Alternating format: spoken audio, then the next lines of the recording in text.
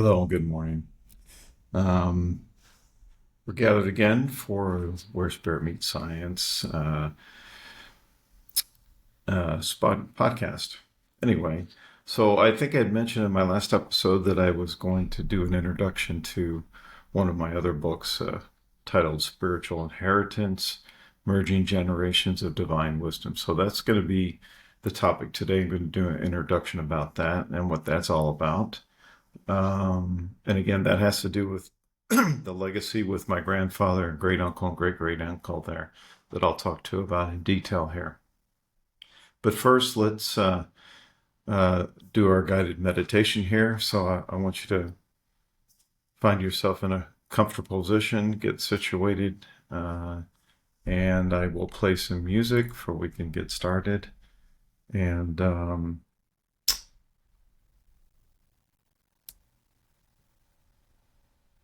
And as we sit into this meditation, let's talk. Let's think. I want you to think about your own spiritual inheritance and historically where that comes from for you, and then we'll be able to contemplate that more as we go into the show today.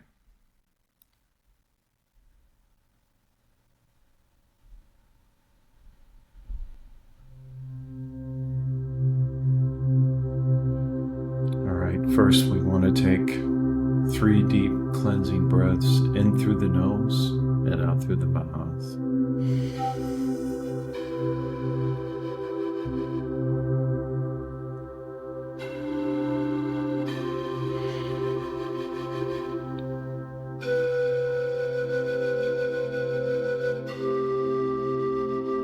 And again.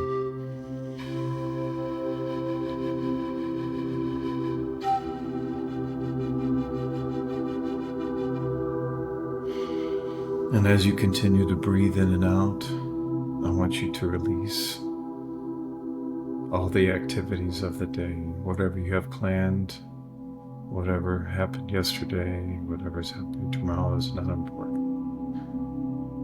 What only matters is right now in this moment, sitting within yourself and breathing.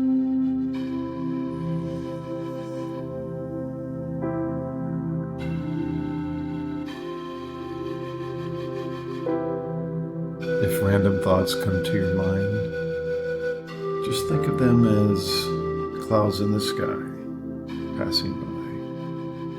You don't give them any attention or any thought.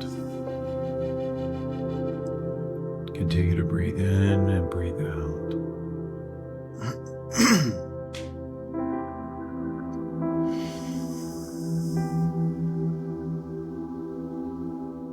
Feel the energy flow through you as you breathe in. Feel it connect with every cell in your body, every fiber of your being.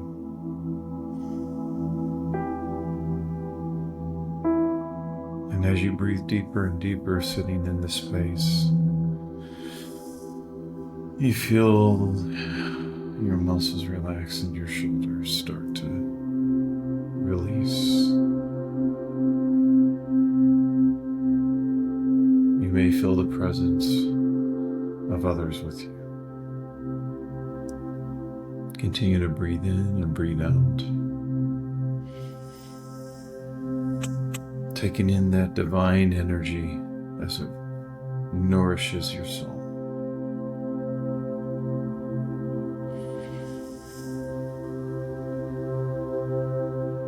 And as you're breathing in, think about your own spiritual inheritance.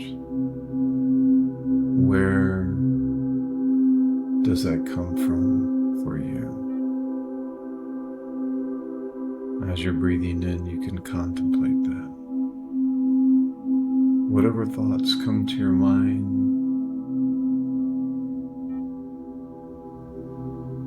are usually the first things that have to do with that.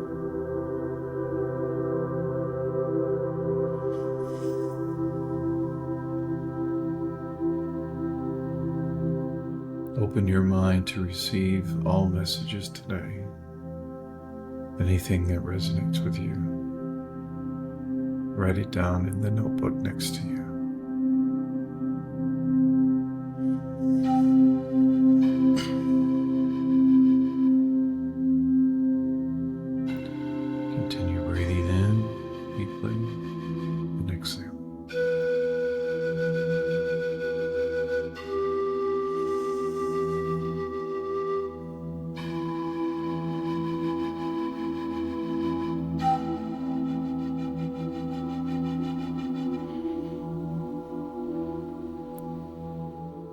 feel lighter sitting in the space that you're in. Your mind is open. Your soul is ready to embrace.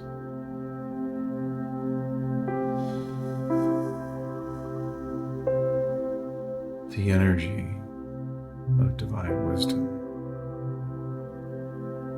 that flows through you and as you.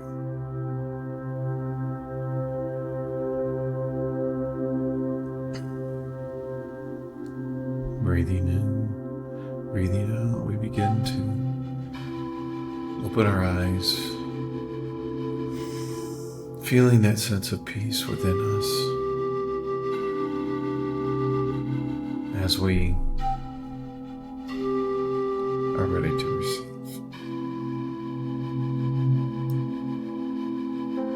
And when you're ready, bring your presence back to this moment.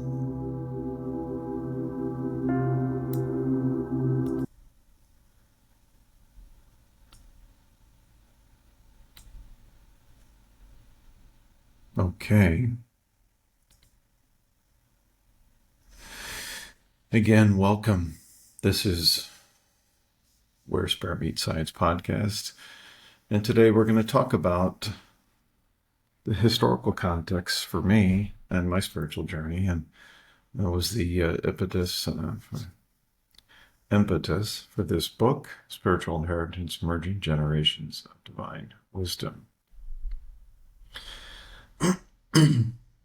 So let me give you first some historical background. By the way, you can please visit my website at williamdavidclark.com. And actually you can see an introduction to this book on the books page. In fact, let me actually read that to you, and then I'll kind of set the stage for what I'm going to talk about, and I'll give you some of the details behind that. Spiritual Inheritance, Emerging Generations of Divine Wisdom offers a profound exploration into the spiritual legacies that connect generations.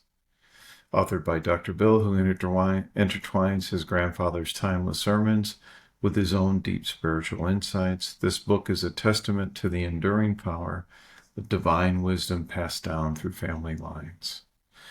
Inheriting over 300 sermons written by his grandfather, the late Reverend A.B. Lauenborg, an Episcopal minister renowned for his eloquent and spiritually rich discourses.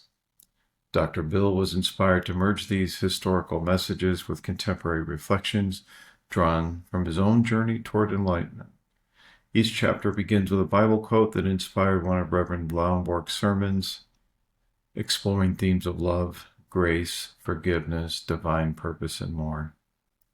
This book is not merely a collection of sermons. It is an invitation to witness the dialogue between past and present spiritual teachings.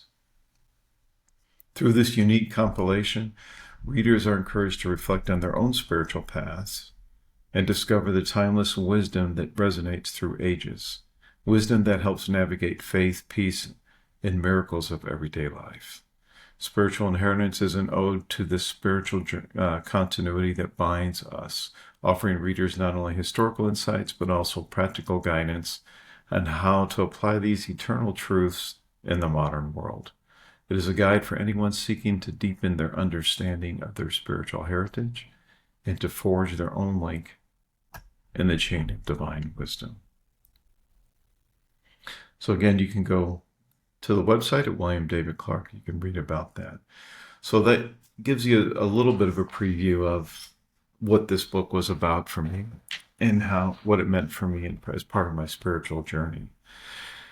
But let me give you a little historical background first about my grandfather, and then also my great uncle and great uncle, actually, who all were in the service as ministers in the Episcopal faith. Now, I know the title of the show is Where Spirit Meets Science, and religion and spirituality are two different things. However, as I'll reveal later, as I read my grandfather's sermons that I inherited years ago and started reading them, I realized that I was already on my own spiritual path, and that the wisdom that he was passing on through his sermons wasn't so much religious but spiritual, and just how to move through your own journey in life. And this is decades ago. Um, my grandfather's name, Reverend A.B. Lomborg, which stands for Alfred Bruce. Uh, little background for him. He served in the Navy in the 1930s. He was on the USS Wyoming and then the USS Selfridge. And I think he left the service sometime in the late 30s, so just prior to World War II. In fact, the USS Selfridge actually was in Pearl Harbor at that time. Many of his colleagues who were in the Navy at that time were serving on the Selfridge at the time of Pearl Harbor. And it was a decorated destroyer during the time of that battle. But anyway, and there's a story something that happened to him, and I'll talk about this a little bit later, that led him to move into the ministry for his life. He was an electrician's mate in the Navy. But he started, married my grandmother, Ruth, in 1937, and then was ordained, went into the ministry, became a deacon, then was ordained a priest in 1944. So just prior to the end of World War II. And this was in Mount Eagle, Tennessee, is where we went to seminary school, but then ended up in Florida. That's where my family's from originally. And actually was a minister until the early 70s with 7 different churches all through the state of Florida, from Jacksonville to Key West. So pretty rich history of that. At the same time, my great uncle, Gladstone Rogers, was also an Episcopal minister, different city. I might have met him, I think, when I was a boy, and maybe later on when we were celebrating my grandfather and grandmother's 50th anniversary in 1987. And then going even further back to 1904, my great uncle, the Right Reverend Albion Williamson Knight. There's some historical significance here. Not only was he Episcopal minister, but he became the first bishop to Cuba, Panama Canal Zone, and part of Mexico in 1904.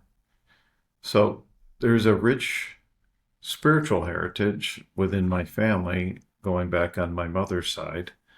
And I often contemplate, okay, so I certainly had my influences from my grandfather, which I'll talk to in a minute, and I'll give you my own personal reflections on that. But at some level, there's an energetic DNA footprint or connection that goes back a century or more. And I find that fascinating, knowing the history of my family. So maybe that's part of this spiritual inheritance. It's funny when I first read my grandfather's sermons. I was actually amazed at how eloquent outrighter he was, and I was doing my own writing at the time, and certainly inherited that from him. There's certainly something to that, I would have to say. But I remember, growing up as a boy. Unfortunately, we lived in Florida when my brothers were both born in Florida, and I was born in South Georgia. But we lived in West Palm Beach area. There was the last place we lived, and then we moved up to upstate New York when I was, I don't know, 5 or 6 years old. But so I didn't get the chance to grow up around my grandparents as much. We would go visit them in Florida periodically when I was a boy. But one of the things that I remember, and this was, at the end of his ministry, was going to his church. And the last church that he served at was in Fort Meade, Florida. What's fascinating is that it's actually a historical landmark. It's one of the, it's over 100 years old, and it's a historic Gothic carpenter style church And I'm sure you'll see pictures of these when I publish the book. I plan to share some pictures of the different churches there. But I remember one great story with him when I was a boy was he was also he loved to cook like me. I actually am a chef at heart as well.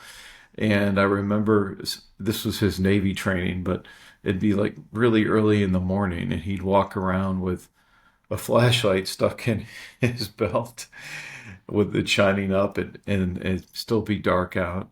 And he was a big man. You know, I'm 6'2", he was like 6'3", and certainly a Great Dane, Lauenborg. My ancestry is from Denmark, so he was this Great Dane with this big baritone voice, you know, and he started bellowing out, "First call for breakfast," you know, walking through the house, and you would have to put in your order for breakfast or whatever, and you could. And then I remember laying in bed as a kid and smelling the all the smells for breakfast cooking, and he would make little corn muffins and make fresh orange juice from our citrus trees, you know, bring fresh oranges, make fresh orange squeezed orange juice, and scrambled eggs and bacon, all kinds of stuff. And I remember smelling that. And then he'd come around for last call for breakfast, and if you didn't make it then, you didn't get breakfast.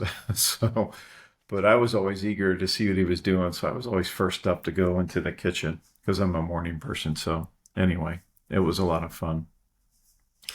And then I also remember the impact it had on me, even as a boy, going to the last church that he was in.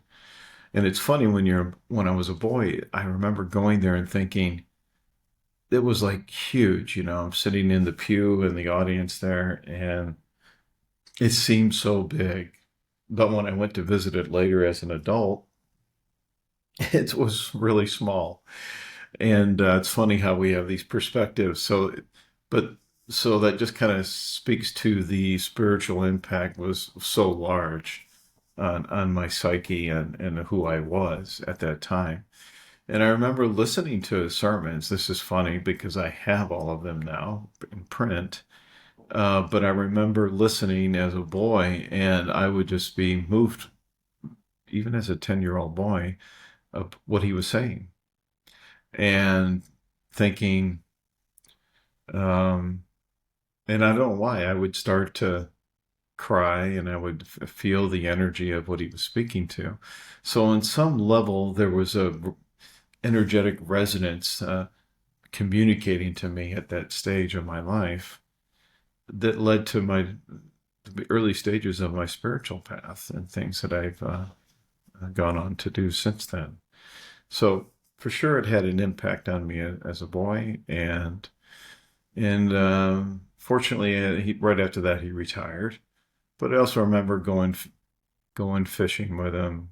He had a little boat, and this was in Anna Maria Key in Florida, there, which is on the west coast near Sarasota. And of course, it wasn't developed like it is today. But we would go to the beach, we would go to the harbor, we would go crabbing and fishing, and I really enjoyed my time with him. But there was always something special about that time as a boy. And then life happened. You move on with your life. You grow up, and for that, for me, it was um, going through a lot of different things. I was getting ready to go back to school, and I shared this story in the last episode. It was 1988. It was actually that same time frame of the story. So here's the connection. I talked about in the last episode about uh, planning to came back to from California after checking out UC Santa Cruz in August of '88. And then when I came back, I worked for about 3 months before I went back to California. And during this time, I actually went and lived with my grandparents. And that was a really special time as a young adult and connecting with my grandfather, because then I was able to sit down with him at breakfast or at dinner or at any time and just one-on-one have conversations with him about his ministry. And he shared with me all his stories. And as I mentioned earlier, I remember asking him, what led you into the ministry in the first place? and he talked about the time he was in the Navy. And he was an electrician's mate, so he did all the wiring, things like that. They were at port at some in the Nordic regions. It was either Norway or Sweden or something, somewhere up there. And they had a this winter time. They had some icy storm stuff, and all the wiring and things were, and the antennas were all iced up in on the mast and the rigging. And so he was asked by his senior officer to go climb up the rigging to go chip the ice off the antennas. So very dangerous, but climbed up there and chipped off all the ice. And then as he was making his way down the rigging, he lost his footing and fell. And right before he hit the deck, something caught him and broke his fall. And as he told the story to me, I thought about the time when I was a kid, and I shared this in the last episode when I climbed the tree and fell. And something caught. You know what? I didn't even think about that parallel to just now, honestly. That's actually kind of interesting when you think about it. Wow. Um, but he would tell me, uh, and this is what led him to decide that there was something more that he needed to do. And I thought at the time, and then he shared other stories of, his ministry of, he would be called in the middle of the night go to the hospital for somebody who was in need or at their home. And he did this, he was totally of service 24/7. And he witnessed many miracles that you would call miracles, I would say, of things that happened. And it was hard for him to talk about these things because he would not want to discuss it because it was very personal to him and his own spiritual path. And I think we'll keep that in this context at that level of something that's very personal because I've had my own experiences as well. And that's something to share with folks on a one-on-one basis. But it's something that's very, very energetically and spiritually very, very special to have that sort of connection with the divine. So this was a wonderful time. This is 1988. Of course, then I went on to do my schooling, got my degree, got out in 1997. And as I mentioned before, when I started on my spiritual path, as I talked about in the first episode, introducing myself, that I was exploring different spiritual teachings, that sort of thing, and journaling, and then starting to write in the early 2000s. That started in 2000 for me. But it was in 2000. It's funny because you might ask, how did I inherit his sermons? This is an interesting story. So my grandfather, at the time that I stayed with him in 1988, they were living in Lawrenceville, Georgia, a suburb of Atlanta, Georgia. And my mom and dad also lived in Atlanta area at that time as well. And in his garage, and he liked to tinker and build things, just like me. He was a woodworker. I like to do the same thing. There's a lot of parallels between my grandfather and I, as it turns out. And he had built a wooden box with a little clasp where you could put a lock on or whatever. It was a big wooden box. I still have it.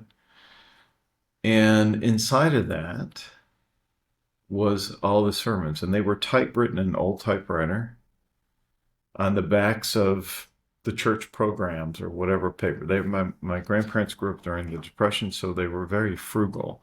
And so they saved everything. And they were just all these yellowed pages together, typed up sermons. And then you can see some handwriting on some of them. And it was usually which church and the year that he gave the sermon, which is kind of fascinating. And was given those at that time in 1988. And I carried those with me for years until 2009 when I first read it. I never looked at them. I mean, I looked at them in the box, but I never read one. And I was going through a difficult time in my life in that year, and very challenging. And I remember sitting in my pickup truck, and I had the box of sermons in the back seat, and I was sitting in a parking lot, and I looked up on it was an old downtown area, and I remember just happening to look up. I was meditating, contemplation, and I looked up and I saw on the wall a statement that said something about had to do with spirituality, or I don't even remember what the quote was. But then it triggered for me this thinking, you know what, I need to read one of my grandfather's sermons. I reached back behind me in the box. I pulled out just one random, and I started to read it. And it was exactly the message that I needed to hear at that moment. It was truly a miracle in that sense. Now, you may think of the times in your lives where you've had those instances where something happened. There are no coincidences. The divine or spirit or whatever you want to label that is always working through us and as us and within all things. So whatever energetic state that you're in is going to attract that message or something that's important for you to know at that moment, right?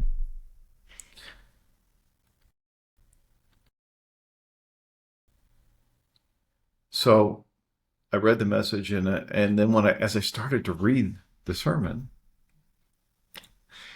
I realized how significant it was. And I was, I had some sort of limiting belief. Remember, we talked about overcoming limiting beliefs. I had a limiting belief. I had this thing about organized religion.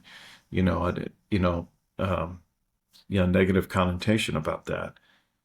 But his sermon wasn't even religious in the sense that it was touting some sort of, uh, religious message or whatever. It was very eloquent, very insightful, spiritual, I will call it. And yes, there would be a Bible quote, and okay, but if you think of the Bible just as literature, okay, there is a lot of insightful spiritual messages there. That wisdom is timeless. And so at this point, this is when I decided to start reading these. And then a little time after that, maybe a year or two after that, I started to do, I started to do a blog. And then I would start to share this. And then later on, after 2012, I was doing public speaking and sharing these messages with live audiences, actually. And then it occurred to me that this was going to be sometime much later. This would be one of the books that I would write. At this point, I had already had my book of poetry that I've been working on, and Quantum Grace book that I talked about last week, and then of course this one, Spiritual Inheritance, and this was kind of the last and kind of a huge compilation of messages there. So I will be sharing a lot of those with you as we go through this podcast, excerpts from that, and then of course certainly let you know when I publish the book. It's going to take some time. I'm still compiling. It was back in 2018 that on the anniversary of my grandfather's birth, on December 10th, 2018, my mother and I, which was her father, decided to do a road trip. I was living in Tampa, Clearwater, Florida at the time, and said, let's go visit all the churches. Now, the one in Key West was no longer there. It was lost in a hurricane some years ago. And there was another one in Jacksonville, Florida that was also lost as well. And but there were 5 remaining, so we decided to do, and they were all kind of in Central Florida, up to Ocala, down to Arcadia, Fort Meade, or whatever, and we went to visit all the churches there. So again, I'll share those photos as part of the book, of course. But this was also the time that I decided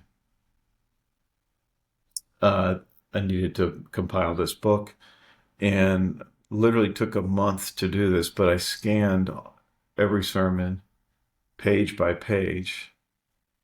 In some cases, they were on both sides, so um, every single page, thousands of pages probably.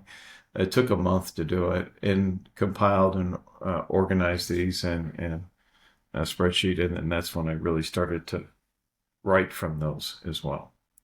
So I'm excited about the book content. In terms of the format, it's going to be a series of messages based on the sermons, but interweaving with that or merging with that my own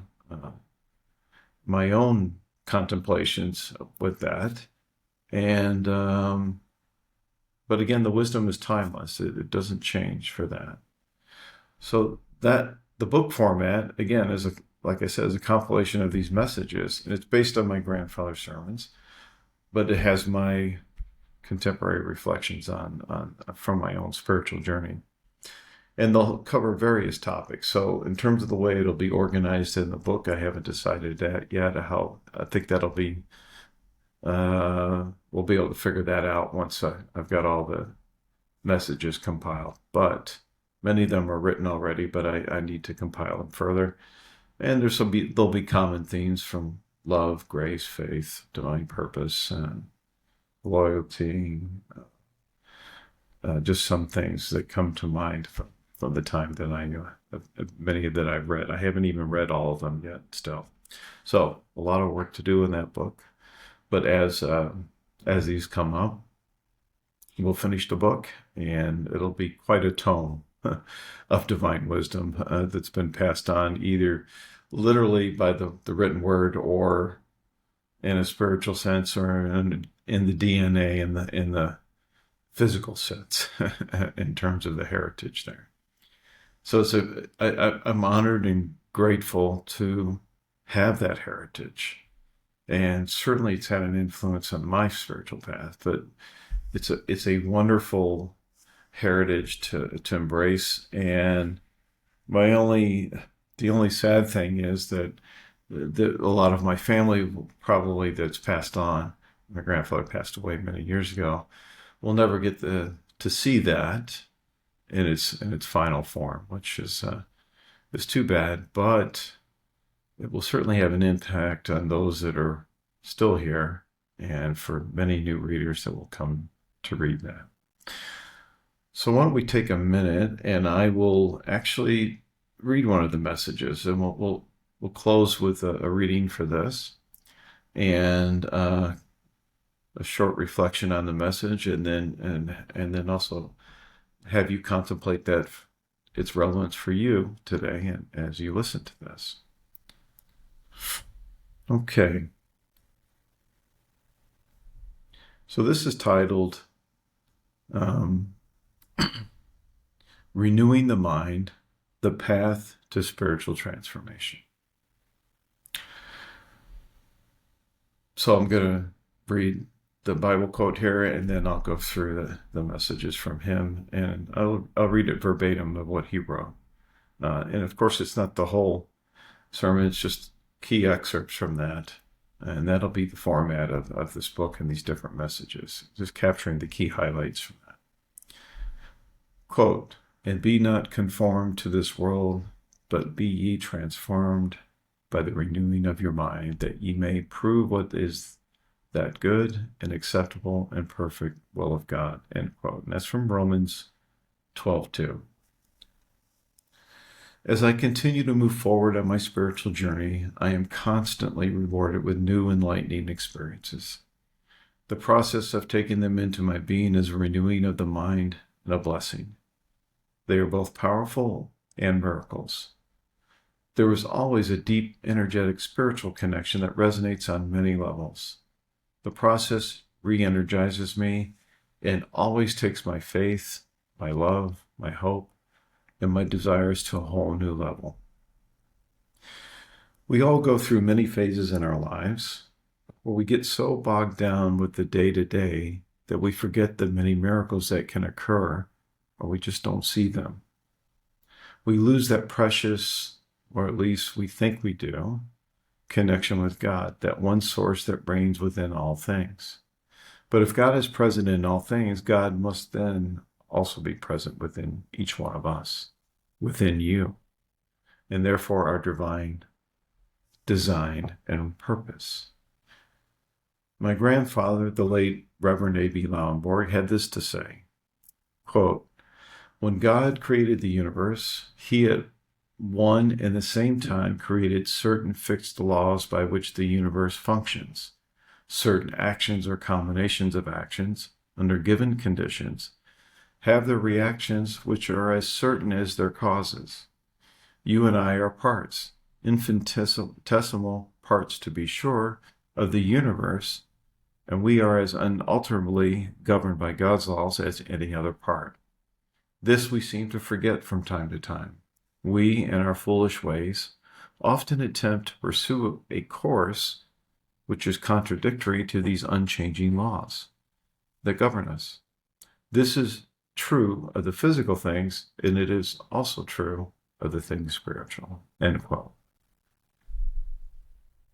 Simply put, what we think about expands in our lives. Why? Thoughts are things. Thoughts are energy. And these certain laws of the universe are always in operation whether we are participating in them or not. When we do get bogged down and forget this, it often produces results we do not desire or want. It then becomes necessary to renew our minds. My grandfather continues, quote, "Now here is something that is of the highest importance and greatest value that we should all keep in mind. As long as we live, we have to live with ourselves. This means that we will have to live with our thoughts, our attitudes and desires we entertain, whether they be good, bad, or indifferent. What those thoughts, attitudes, and desires are lie within our power of choice. Moreover, we are responsible for the choices we make. It is a responsibility we cannot evade. They are the choices that eventually either make or break us." End quote. So, changing our thoughts, attitudes, and desires by renewing our minds can only benefit us. It shines a light on the path to the greater unfolding of what we were meant to do in this world, to be of service. It does not matter what our profession is, for we are all of equal standing in our own unique divine expression. What matters is when we can move into this enlightened space with our minds, within our minds. That's when miracles occur. And we are able to see them. That's when the world around us transforms. You will know it when you find it, because you will feel it within your heart and soul. As do I, as did my grandfather. It will build a fire of passion within you that will never be extinguished. So, renew your mind and lift your spirit. The choice is yours to make. So that gives you this excerpt from the book Spiritual Wisdom, Generations of Divine Wisdom. Spiritual Inheritance, Generations of Divine Wisdom. And I hope you enjoyed that. But what I loved about that, for me, and thinking about my grandfather and all this, is he was really, he was an avid reader. He would read about sciences, he'd read about everything. So you can see that in all of his writings interweaved in there, which is very much like me in so many ways. So I'm excited to take this journey with all these messages. Even some of them that I haven't even read, there's so many that I'm cataloging still. But wow, what a great book this will be in tone that we can reflect back on and together. And I'm just grateful that I have the opportunity to share that with you, my audience who's listening. So that concludes this show, this episode of our Where Spirit Meets Science.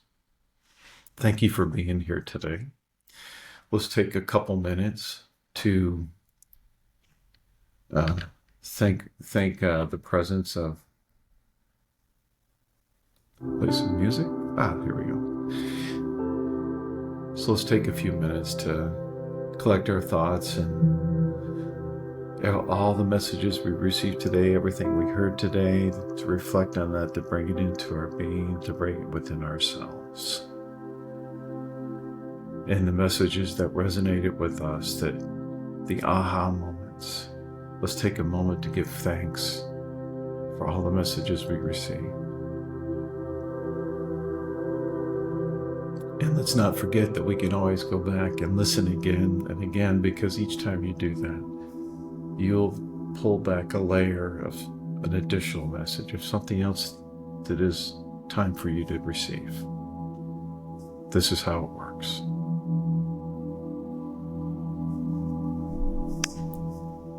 So again, I want to thank you for joining me today, and we will be again together here next Sunday. And don't know what the topic will be, but we'll certainly have something from quantum grace or spiritual inheritance or some of my poetry. But again, please go visit my website, williamdavidclark.com. I'm streaming live here to LinkedIn and Facebook as we speak. And within a day or two, I will have the final production of this available on all the platforms that are available. You can go to the website and see. But we're in Amazon Music, Apple Podcasts, Spotify, everything. It streams out to all of that. And so you can always go back to it and listen to it. You don't have to necessarily see the video, which is on their YouTube page and on the website, but you can go back and listen to it either on Spotify or one of the other streaming platforms for that. So again, thank you. Go forth the rest of your day. Have a wonderful weekend and have a wonderful week. I'm Dr. Bill with love and gratitude.